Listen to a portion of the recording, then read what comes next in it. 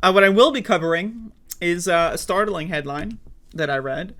Um, and Let's check this out. COVID-19 linked with substantial increase in type 1. Not to be confused with type 2. Type 2 is diabetes that you develop due to insulin resistance. If you're, eating a lot of carbohydrates and so forth. Type 1 is a different kind. Diabetes in children, as much as 72%. Now, again, just to be clear, that is not 72% of children. That is a 72% increase in type 1 diabetes being found in kids that have had COVID. Now, we know from the CDC statistics and data that about 82% of kids, those under age 18, so if you're under the age of 18, there is an 82% chance you have had COVID-19 at least one time. 82% of kids, people under the age of 18, teenagers, under 18s in this country, 82% have had COVID. So I wonder, does subjecting an entire generation to non-consensual medical experiments, I wonder if that has any problems, right? Throwing them into prisons, poorly ventilated prison rooms where they're constantly being infected with a virus, reinfected over and over again, just so that Biden can say, the schools are open, Jack. He's fine. He's in the White House, right? So, but anyway, let's read this.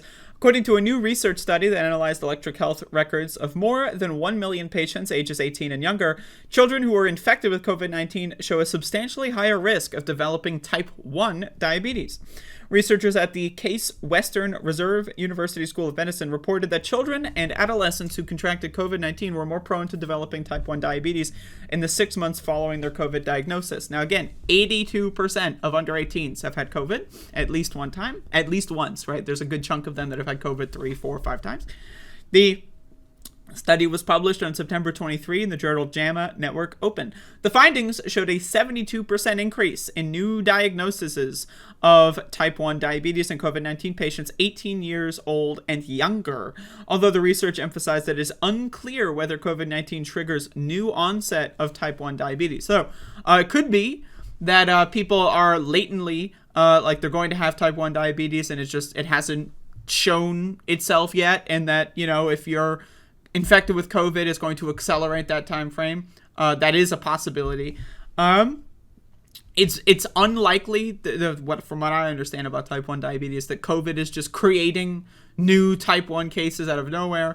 But we also know that COVID is having a heavy hand in type 2 diabetes as well, because COVID, again, it reduces your body's efficacy of, processing, foods and so forth. It just slows everything down, can lead to insulin resistance over time, especially a lot of people in this pandemic have resorted to eating a lot of unhealthy food. So type 2 diabetes is definitely something that you can acquire and that COVID can have a say in. But type 1 diabetes is a more interesting thing.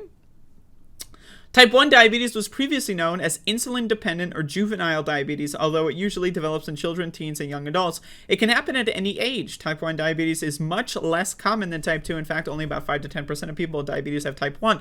Currently, no one knows how to prevent type 1 diabetes, but it can be treated successfully. Nationally, approximately 187,000 children and adolescents younger than 20 live with type 1 diabetes, according to the Centers for Disease Control and Prevention. Quote, type 1 diabetes is considered an autoimmune disease, said Pamela Davis. She is a corresponding It occurs mostly because the body's immune defenses attack the cells that produce insulin, thereby stopping insulin production and causing the disease. COVID has been suggested to increase autoimmune response, and our present findings reinforce that suggestion. The team of researchers analyzed the de-identified electronic health records of nearly 1.1 million patients aged 18 and younger diagnosed with SARS-CoV-2 infection between March 2020 and December 21. In the United States and 13 other countries, they also analyzed those diagnosed with non-COVID related respiratory infection during the same period. The study population was further divided into two groups, patients up to age 9 and those aged 10 to 18 years. After careful statistical matching to account for age, demographics, and family history of diabetes, there were 285,628 in each group for a total of 571,000 patients. So once again, I don't know many people out there that keep up with COVID news. I'm always got my ear to the ground when I see some new studies that show about long COVID symptoms. Now, again, I don't know. I'm not an expert when it comes to type 1 diabetes. I know a lot more about type 2 than I do about type 1. So is COVID creating the diabetes out of nowhere? Like, would these people have otherwise not had diabetes? Or is it more likely that they had the underlying symptoms, or like, it's going to develop at some point and COVID just accelerates that timeline? I'm not sure. So among the more than 571,000 pediatric patients that researchers discovered that within 6 months of SARS-CoV-2 infection, 123 patients had received a new diagnosis of type 1 diabetes compared to 72 patients who received a new diagnosis following a non-COVID respiratory infection. This represents an increase of 72% in new diagnoses. So again, it's not that many, which is another thing to understand. So it's more likely that these people, these children, are already predisposed to being able to develop or will develop type 1 diabetes. It's just that this possibly accelerates the timeline. Still, right, not good. Not good, right? We shouldn't be subjecting our children. Again, 82% of under 18s have had COVID at least one time. And again, there's a huge chunk of that population-wise that are, before school age. I know 0 to 4, 0 to 5 years old. They haven't gone to school yet, right? So that's probably where the remaining 18% lie. But either way, again, under 18s being subjected to a disease that they shouldn't be subjected to because our country wants to prioritize money for rich people. Not great. Not great.